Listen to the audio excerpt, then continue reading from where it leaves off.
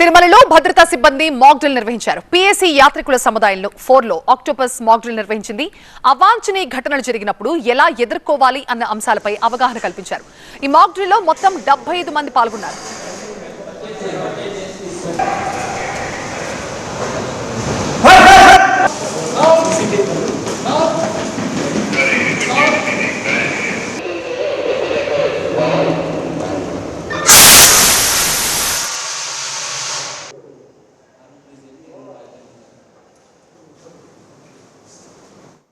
ఎప్పుడు నిత్యము భక్తులతో బిజీగా ఉండే ఈ కొండపైన ఒక విధంగా మాక్డ్రిల్ చేయడము కష్టతరమైనప్పటికీ కూడా మేము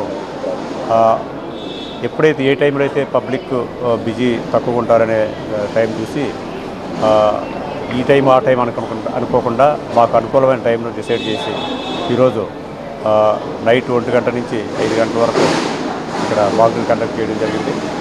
ఇది ప్రజలందరూ గమనించి భవిష్యత్తులో ఇటువంటి మాక్ డ్రిల్స్ పైన ఇక్కడ ఉండే దీనిపైన కూడా అవగాహన కలిగి ఉంటారని చెప్పి అందరికీ నేను మనం చేసుకుంటాను.